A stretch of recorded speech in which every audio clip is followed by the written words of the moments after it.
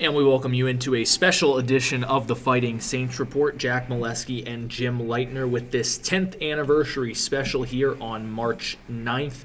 And the Fighting Saints coming off a weekend series against the Chicago Steel. We'll be talking about that a little bit later on in the week, but right now talking about top 10 moments in Fighting Saints history. And if you hadn't paid attention to our social media and our website, earlier this season we did a contest of 10 years, 10 moments. And it wasn't a moment from every single year, but we chose the top 10 moments that we felt were the top 10 in Fighting Saints history with some help from Jim and our video specialist, Eric Prohaska. And then we put them up to a vote and see what the fans decided was the very top moment. And if you were following along with that contest, you know that the top moment, probably not a surprise to any of us, was the 2010-11 Clark Cup run. First year back, you get the championship right off the bat. That was the top moment. But what we're going to do today is just kind of go in depth a little bit more with those moments. Obviously, Jim can speak a lot more fluidly about some of them than I can. Mine will just be secondhand knowledge. But we're going to talk about and recap a great history of the Fighting Saints with 10 years back, this being the 10th anniversary season. And right now, this season, before we get into these top 10 moments, there could be, if we made another top 10 list 10 years from now, some moments coming from this season, if not already. There's no doubt about that. And I think on this team, you have some guys who would make the all 10-year team. You talk about Reese Gaber and Eric Portillo, the Jackson twins. This is as deep and as talented a team as we've seen in a long time. And I think this is a team that can compete with some of the best teams that we've had the last 10 years. Yeah, as the stats show right now, this might already be the deepest team the Fighting Saints have ever had, and if it's not, it's right up there. It's close to the 2012-2013 team. But we'll start in 2010-11 with the first moment on the list, and it wasn't even the Clark Cup victory, but it was the very first goal scored here at the Mesquite Community Ice Center, and it was Brooks Birch, a Dubuque native of all people, to score the first goal here, christen the building. And if you're a Hollywood writer, you don't write a script better than that. No, I don't think you can. I think Brooks Birch is a special player, and he's a guy who I think if you're looking back on it, he's a guy who really symbolizes Dubuque. Just a hard-working guy, always had his nose to the grindstone. He was a team-first guy. He always cared, put the team ahead of himself. And, in a lot of instances, that entire season, he was more caring about the team than he was caring about himself. And, it's really appropriate that he's the guy who scored the goal. I remember when the building was still being built, I remember the players came in, and he was one of the guys who was putting seats in the building, helped screwing the seats into the bleachers, and it just that was a really unique group, and he was a leader on that team, and just his selflessness, and his ability, like I said, the ability to put the team first, and for him to score the first goal, I think that was just a pretty cool moment on a team that had a lot of great stars too. So, a lot of guys who went on to bigger and better things. And, so for Brooks Birch to score that first goal, that was pretty cool. He's now with the LA Kings organization, and he came back before this season started for the Saints Dinner on Ice, and he was able to speak and talked about scoring that first goal and just everything that 2010-11 team meant to him. And yeah, I mean, of the guys on that team, Johnny Gaudreau was the most notable, but Zemgus Girgensons as well, and a bunch of other great players. And for him to score the first goal, again, pretty fitting that the Dubuque native gets it done. Yeah, it's so weird how, like you mentioned, if you were a scriptwriter, you couldn't write a better script. It's amazing how often that happens, where it's almost too good to believe. And, again, it's pretty cool. And knowing, I knew Brooks when he was in high school at Dubuque Wahlert, and he was a state tennis champion, and, he's a scratch golfer. He's about one of the best all-around athletes Dubuque has had. And, for him to come back and really be a big part of this team was pretty special. And I know he's one of the first guys who coined that phrase, Saint for Life. And pretty exciting that he was able to do that. Well, we mentioned the Hollywood ending, and again, as we get to our moment number 2, you couldn't have wrote a much better ending than first year back in Dubuque, make the playoffs, and win the whole thing. No doubt about it. And how often do you see that? We saw it with the Las Vegas or the Vegas Golden Knights a couple years ago, where they went to the Stanley Cup final as an expansion team, but you just don't see that. And you look at it, and a lot of times you look at expansion teams, and you expect them to take their lumps right off the bat. You expect them to get beat up, and and really and not be able to compete.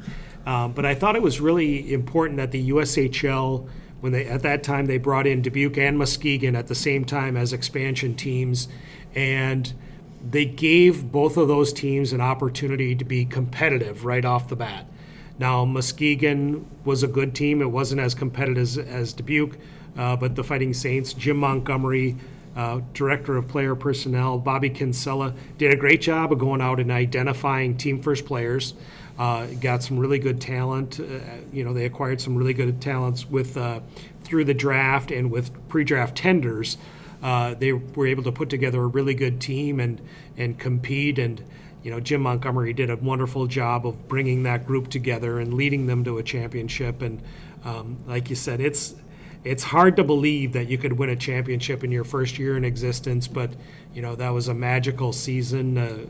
Again, a lot of great players who were team first guys and put everything above themselves and really battled for the team, and came out with a championship and really rebuilt the USHL in Dubuque. And it's always nicer to win a championship, I think, in front of a home crowd, and that's what they were able to do that year. And a sellout building, I believe they had 8 or 9 sellouts that year, but it's even better when you can win that trophy on home ice. No doubt about it. And that's looking back, that's one of those nights that over the last 10 years, there's probably been 3 or 4, maybe 5 nights where you leave the building and you kind of have goosebumps with when you're leaving. And that night I left the building, and to go out and to hear all the cars honking and, the celebration carried from the building out to the parking lot, and to hear how excited people were, it was really cool. And, they were beating a team, the Green Bay Gamblers, in the Clark Cup final. That was at that time they were one of the elite teams in the USHL.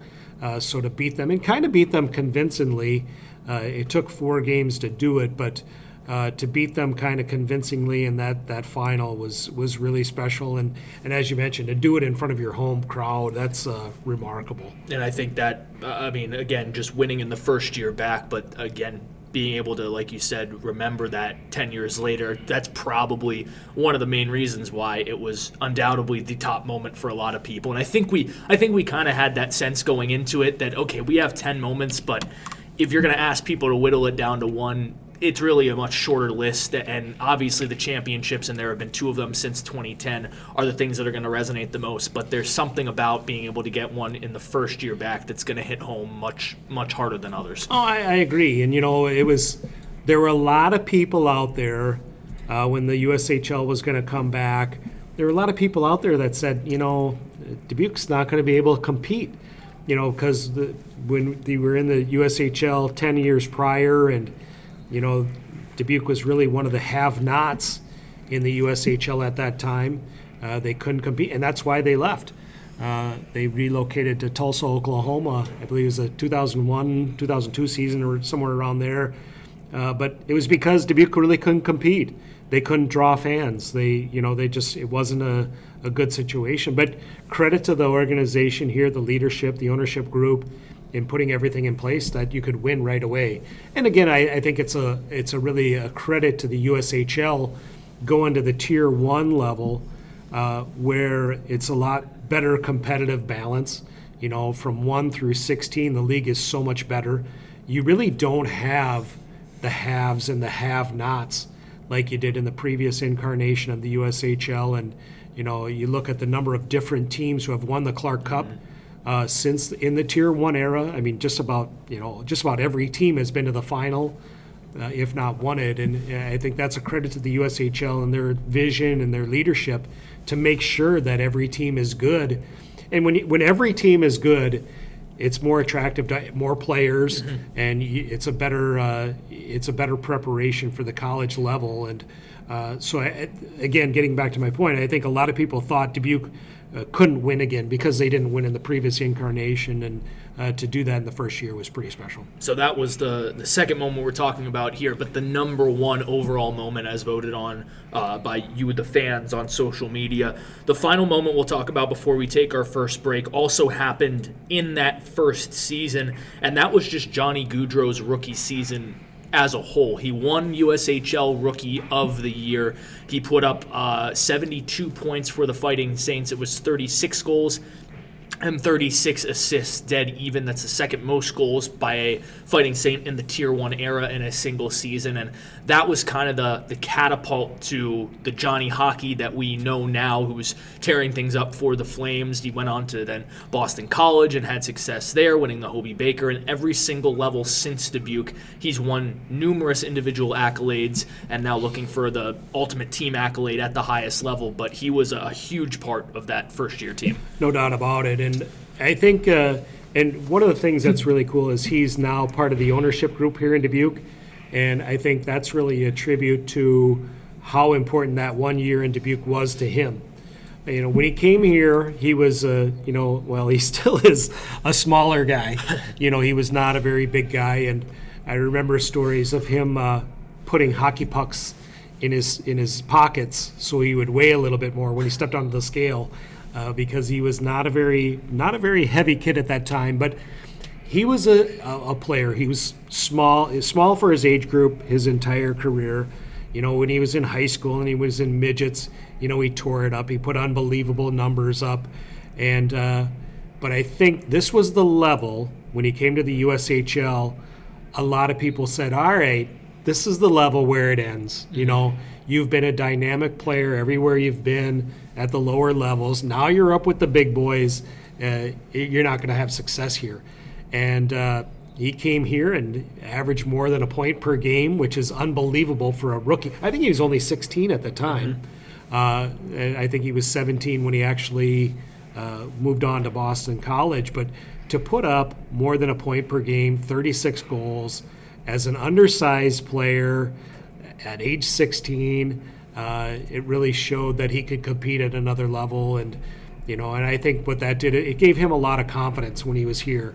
You know, he went to Boston College, won a national championship, won the Hobey Baker, and I think, but this year here in Dubuque, I think this was the year where he said, all right, I can do it against bigger guys, I can do it against stronger, faster guys, and it was pretty exciting. He actually was drafted right after his year here in Dubuque by the Flames before he went on to Boston College, but this was the year I think that he really showed what kind of a player he was. And it was so much fun to watch him because he was just a little water bug out there, and everybody tried to hit him. Everybody wanted to kill him every time he stepped on the ice, but he was so slippery. He just bounced off checks and he wasn't afraid to go to the dirty areas and score goals, and it was fun to watch that. And it's fun to watch him on TV today.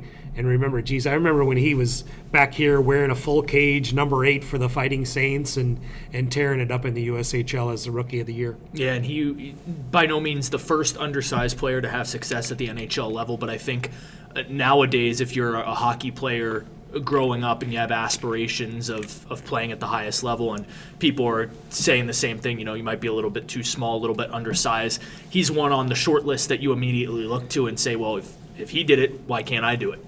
Exactly. And I think you look at him, and if you're an undersized guy, again, everybody's going to want to beat you up. But you learn how to bounce off checks. You learn how to be elusive. And that's exactly what he did. And I think that's a lot of younger guys, a lot of smaller, undersized guys see him, and they realize, well, I can't just go through a guy. Maybe just bounce around him like Johnny Gaudreau did. And he just had a wonderful knack for avoiding that big hit, avoiding contact, and finding holes in the opposing defense and scoring goals. And so again, that's you're right. I think a lot of younger players are looking up to him and emulating it. And I think what you're seeing now, you're seeing a lot of guys who are bigger than him. Mm-hmm. Trying to implement elements of his games as well. because, again, he's one of the most dynamic players in the NHL. Yeah, so 3 moments from that first 2010-11 year, memorable first season back for the Dubuque Fighting Saints. We'll take our first break. When we come back, we continue our countdown of the top 10 moments that we selected and then the fans voted on. We move on to a couple of years from now in a 2012 draft that produced the highest overall Fighting Saints selected in team history. Welcome back to this 10th anniversary special of the Fighting Saints Report. Jack Molesky and Jim Leitner, and we're talking about the top 10 moments in the first 10 years back in the Tier 1 era for the Fighting Saints. We went through 3 moments that happened in the 2010-11 season, and now we move forward to an NHL moment, and that's Zemgus Girgensons being drafted 14th overall in the 2012 NHL draft, and that is, to this day, the highest the Fighting Saints player has ever been selected. Zemgus spent 2 seasons with the Fighting Saints, then gets drafted, and 14th overall. There are only 13 players every year that say they can be drafted higher than that, so it's pretty impressive. Oh, no doubt about it. He was such a workhorse when he was here. He was a guy a great leadership player. I remember when he came here for the first year, 2010-11, and Coach Montgomery was setting me up. He was a guy who signed a tender with the Fighting Saints, and Coach Montgomery was setting me up with the guys that they were signing to interview him. And my first impression of him, I think he was 15 years old when I talked to him.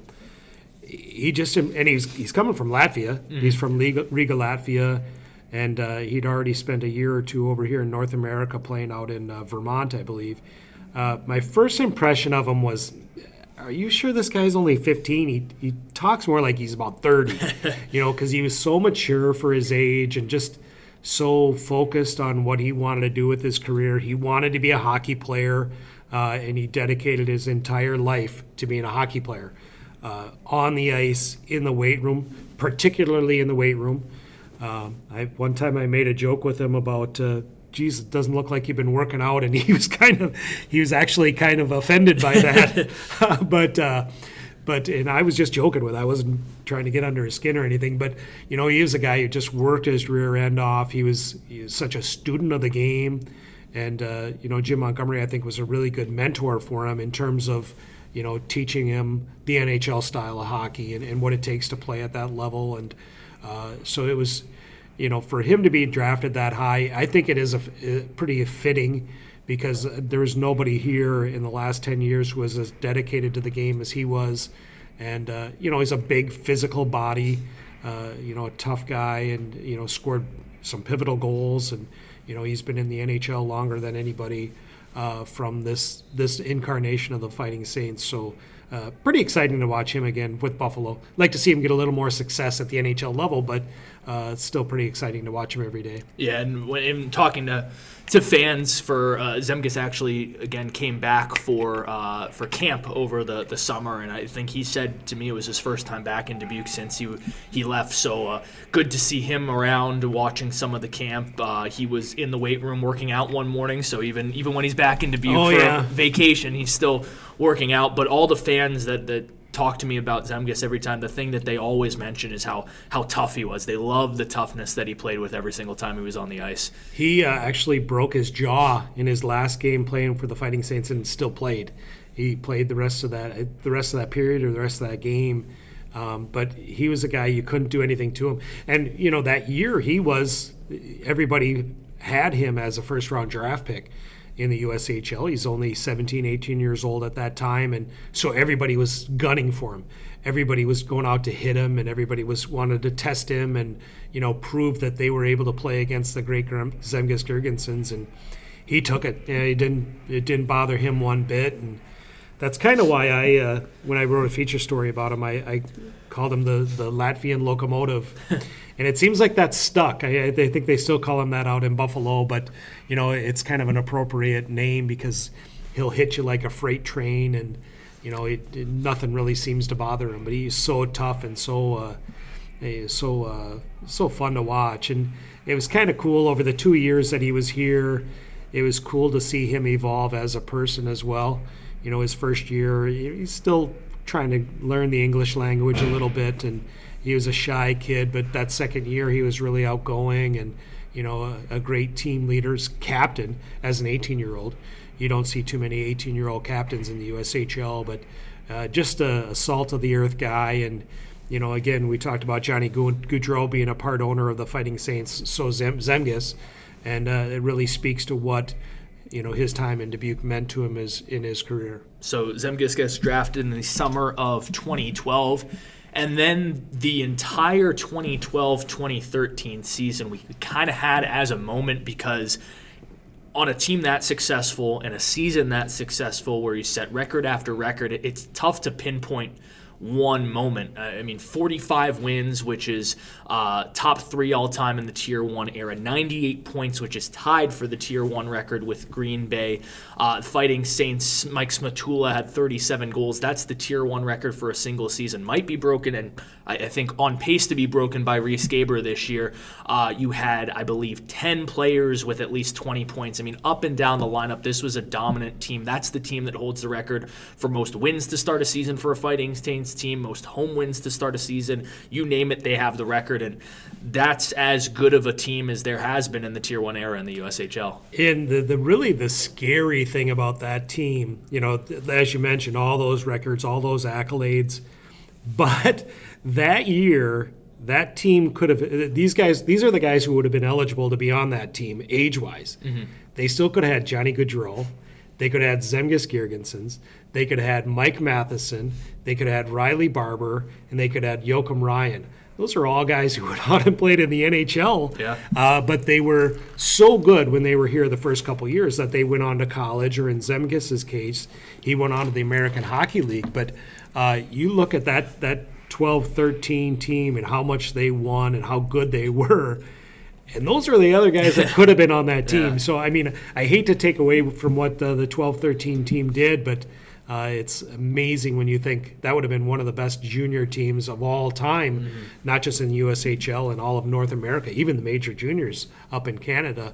But again, that team was so much fun to watch, and they expected to win. Every time they stepped on the ice, they had a swagger about them, and they expected to win. And a great group of kids, a lot of great personalities on that team, and again, so much fun to watch a team like that compete. I know it might be somewhat of a loaded question, but when you're watching this year's team and thinking back to how much that team dominated, what's the biggest comparison you draw between the two teams? The depth, and these two teams I think are the two deepest teams in terms of scoring, and just so many different sources where you get pivotal plays. Mm-hmm. I think that's really what separates the really good teams from the outstanding teams. This year you look at Reese Gaber, the Jackson twins, Chera Mehta, Antonio Venuto. You go up and down the line, they all have their moments where they've stepped up and shined, and that's the sign of a really great team, when you have a lot of guys that can do that, not just maybe one or two. Yeah, and I think this year we've talked a lot about the 12-13 team, largely because this team has come so close to a lot of their records. And again, like I said, some records will most likely fall. Reese Gaber right now, 33 goals, so he needs 5 more to break Mike Smatula's Tier 1 record. And with 15 games to go, I think Gaber has a pretty good shot of doing that. And then again, they started the season with a 7-game point streak, did the Fighting Saints, so that was getting close to the streak that the 12-13 team started with. So anytime you're even mentioned in the same conversation as a team that good, you're usually doing something right. Well, and the thing that, too, I look at is and no disrespect to the goaltenders back then, but right now I think Eric Portillo is the best goalie Dubuque's ever had. Right there with Hunter Miska a couple years ago. Those are the two, for my money, the two best goaltenders you've had. And goaltenders can make a huge difference in what kind of success you have. So, yeah, you're right about the comparisons. There are a lot of big comparisons, and I have fans come up to me all the time and say, "Oh, this team reminds me a lot of that 12-13 team," and it really does, regardless of what kind of championships this team wins or doesn't win. This team is right there with that group. the 2012-13 season, just like the 10-11 season, ending in a championship for Dubuque. It's their second USHL championship in the Tier 1 era. And again, storybook. We talked about storybook endings in 10-11.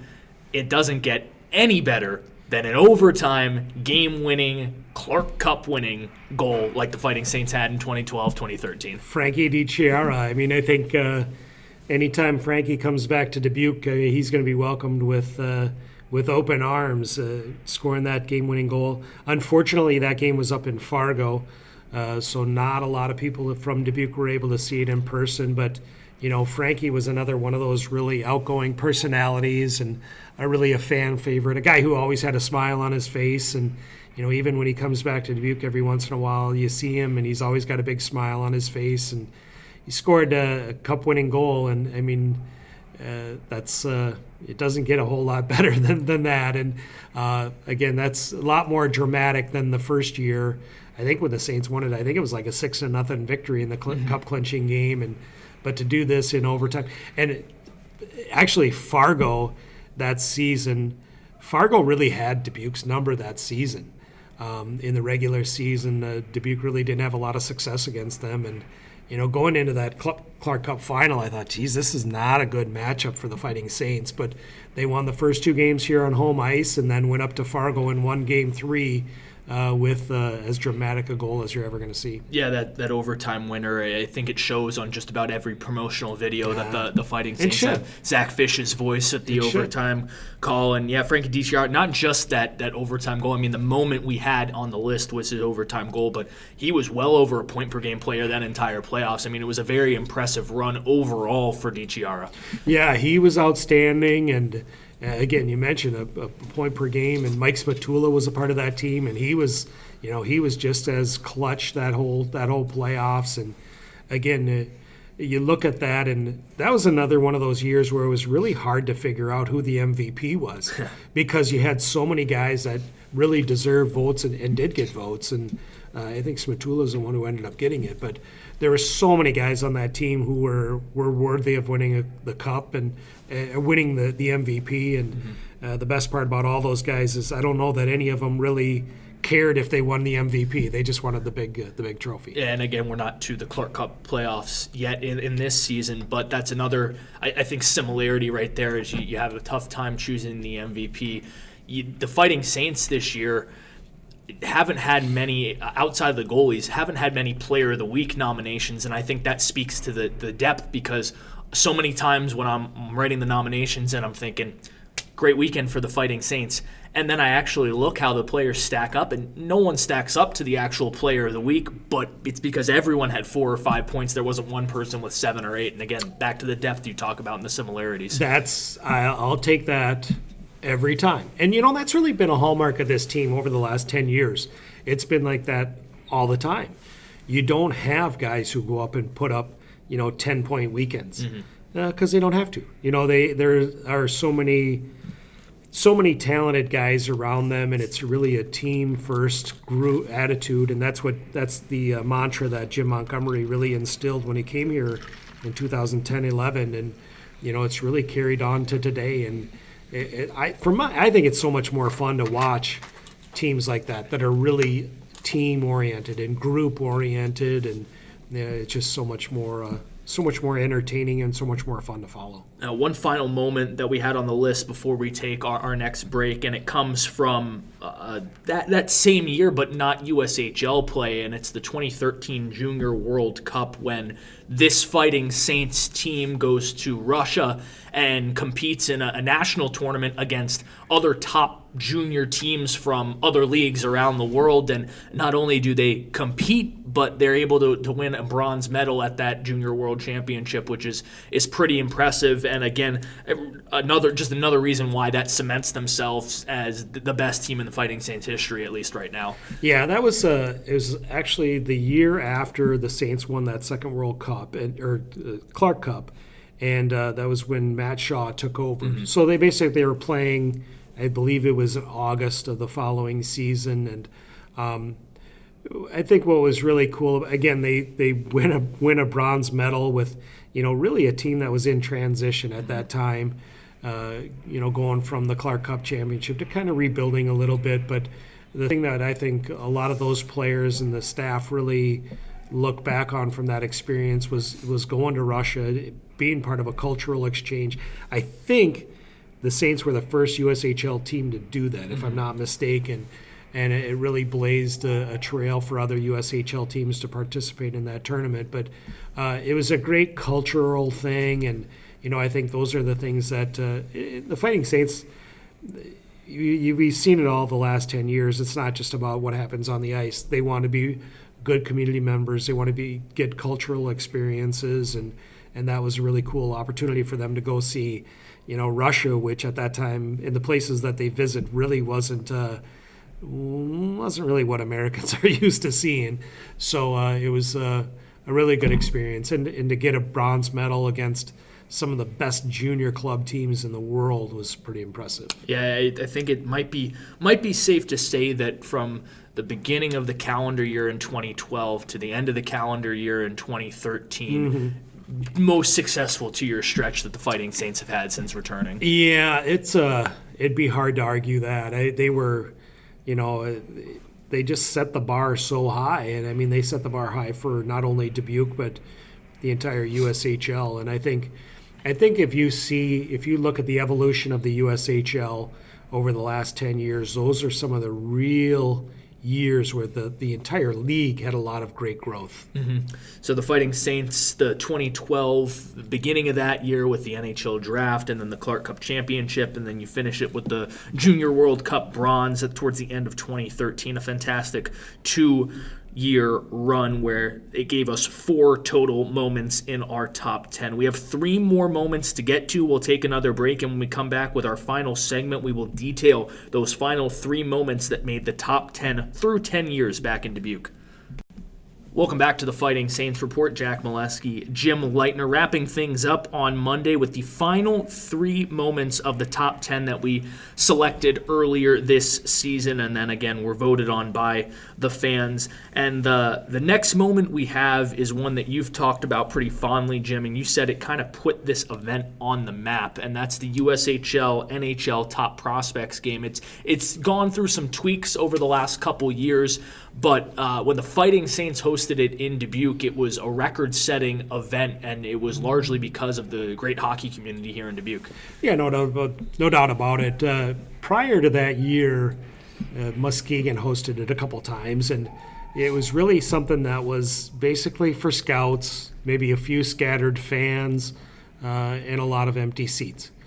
But what happened was when they brought it to Dubuque, at that time, Bob Fallon was the commissioner of the USHL, and he really challenged all the member clubs. If you're going to bid for this, let's make it an event. Let's make it a 2-day spectacle or a 3-day spectacle. And to the Fighting Saints' credit, they did that. Dan Lev was the president at the time, and he really was committed to making this an event, not just a hockey game, not just an all-star game where there wasn't good hockey. There was a really nice banquet down at the Grand River Center. There was a lot of dignitaries from around the NHL were here. But most importantly, the fans in Dubuque made this, I believe it was a sellout, or if it wasn't a sellout, it was real close to a sellout, at least 3,000 fans.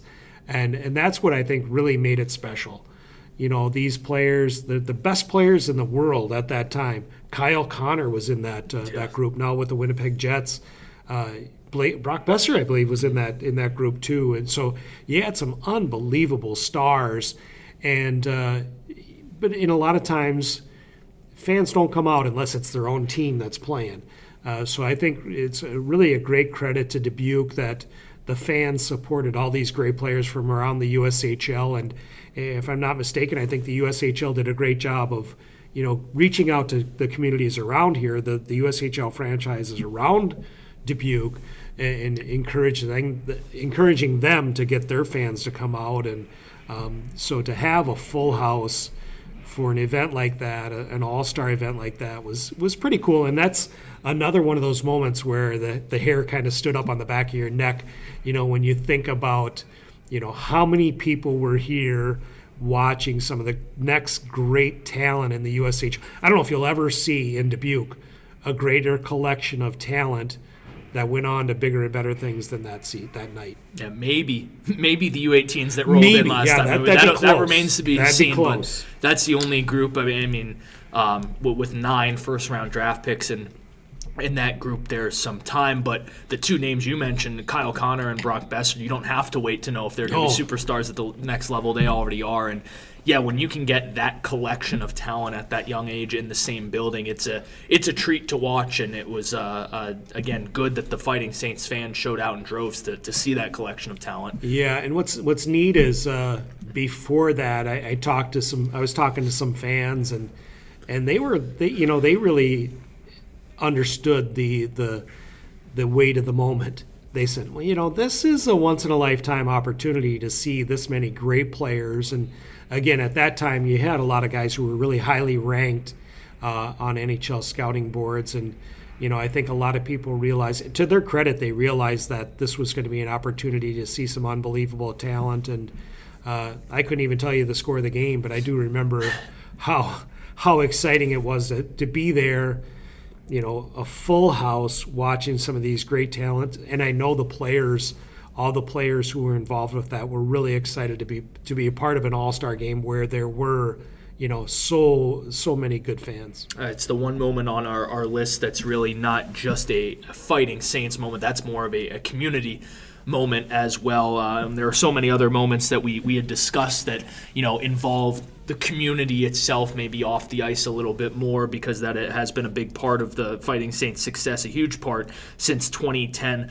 As we get back our final 2, and now we start to come closer to recent memory. This next one's from the 2016-17 season, and that's Zach Solo winning Forward of the Year for his tremendous performance, 69 points that season. He led the league in scoring and rightfully, I believe, got the Forward of the Year award in the USHL. Yeah, Zach Solo was, I think he was a really good story. He was a guy who came up and, really had to grind his way through the junior ranks and the midget ranks. And, he started out his junior career, I think he was playing in Janesville with the North American Hockey League, and, came here. He actually came here to Dubuque November the previous year just as an emergency fill-in, because the Saints had some guys who were injured and they had some guys who were off at the World Junior A Challenge. So he came up just for a couple games just to fill a spot. Actually, he never left because he came up and he was so good and was so valuable to the team that they were able to keep him. And, unfortunately, there's a player who wasn't quite up to snuff and he left. But, it was really a tribute to Zach for his competitiveness and his drive. And he's a guy that, if you look at guys on this year's team, he does kind of remind me a lot of Reese Gaber. Just a guy who just loves to compete, loves to win, gives it everything he has every shift he's out there. And I think if you make him mad, I think that makes him better.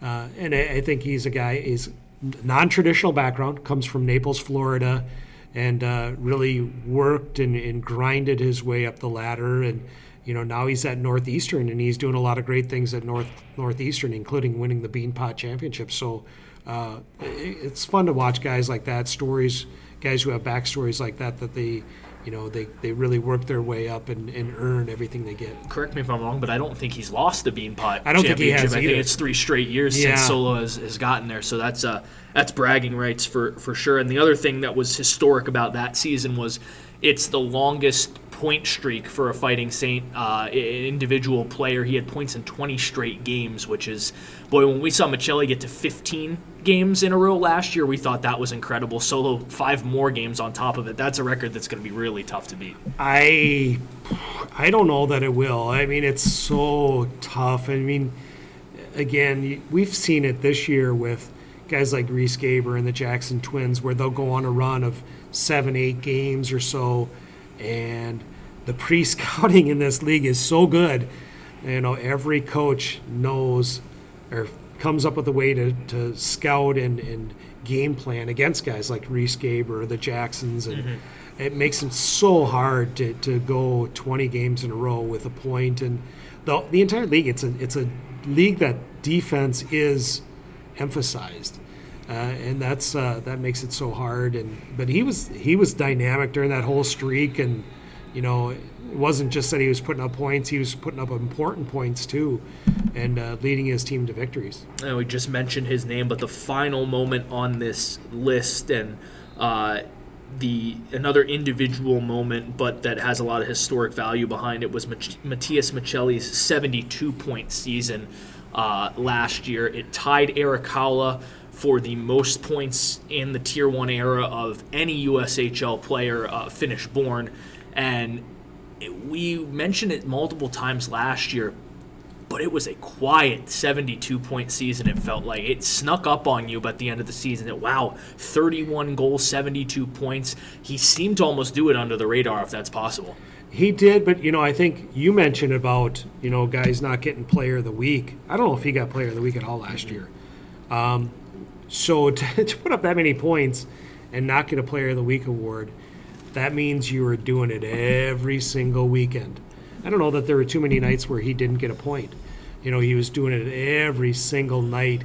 And he was, he didn't really have a lot of goal-scoring finishers around him. So I think, if he would have had a little bit more finish on that team, I think that point total could have been a lot higher. And again, you talk about guys, defenses focusing on a guy. He was far and away Dubuque's best player, and he was getting a lot of attention. And I think it was a key. He learned how to continue to put up points even though he was a center of attention. And more importantly, I think he was able to control his emotions, because people were taking a lot of whacks at him, a lot of cheap shots at him, and he was able to maintain his composure, and I think that's a big part of his maturation. He went from an okay prospect to an NHL draft pick in that year and a couple months that he was here in Dubuque. And again, another story where it's fun to watch a guy mature and work for everything he has, and then be rewarded with an NHL draft pick. Yeah, you get drafted by the Arizona Coyotes, and now he's playing professionally in Finland, but he's the rookie leader in the Liiga, which is the league he plays in Finland, rookie leader in points. He played at the World Juniors, and he led the team in ice time during that championship, was on their top line, was dominant in a couple games, and you really see the work that he put in at the USHL level is now paying dividends at this higher level. I don't want to say it looks easier for him at the higher level, but it almost looks easier than what it will look like here in Dubuque. Yeah, I think he understood what kind of work he needed to do. He was a great player. Before he came to Dubuque, he was a great player. But again, he was playing over in Europe, in Finland, on the bigger ice, where there you can hide a little bit more on the bigger ice. I mean, your flaws aren't exposed quite as much. It's a little bit more wide open. But you come over here, it's a little bit more physical. It's a little bit tougher brand, and you have to fight through that, and you have to battle through that. And I think now that he's back playing in Europe, all the lessons that he learned the year and a couple months that he was here have paid big dividends, and that's why he's among the leaders that you mentioned. Yeah, so 72 points, again, tying Eric Haula's Tier 1 record by a Finnish-born player in the USHL. Matias Maccelli, our final moment on that top 10 list. And overall, we started making this list over the summer, right before the year. Obviously had a lot of fun making the list, thinking about these moments. And like I said at the top of the show, we didn't know it at the time, but now you can redo this top 10 list even this upcoming summer and maybe sneak one or two moments from this year. I mean, depending on how far this team goes. But even before we get to what the conclusion of the season could look like, Reese Gaber, with all the milestones he's breaking, the Jackson twins with some of the history they're making, a couple of those individual players could be sneaking up on these lists sometime soon. No doubt about it. And I think that's what's this has been like a year of rebirth for the Fighting Saints. A lot of things have come together, and you mentioned some of the outstanding players that have been here. The Hockey for All, I think that's another thing that's deserves mention, and all the great things that the organization does for community projects. There's a lot of great things, and I think speaking as a hockey fan, I think we should be extremely grateful to have the Fighting Saints in town, not just for the great hockey that they provide, but the quality people that they introduce us to, and all the great things that they do, all the money that they raise for the teams or the entities in the community. It's been a very successful 10th season back in Dubuque for the Fighting Saints, and hope you all enjoyed the 10 best moments from the first 9+ years in Dubuque. The Fighting Saints this year hoping to create a couple more memories and moments that can be put on future lists. That's all the time we have for this special edition of the Fighting Saints Report this week, Wednesday at home against Waterloo, and then the Fighting Saints will be on the road for 2 against Youngstown to close out their regular season series against the Phantoms. For tickets to that Wednesday night game, 563-583-6880, or visit DubuqueFightingSaints.com. For Jim Leitner, I'm Jack Molesky, signing off. We'll talk to you at 6:45 on Wednesday.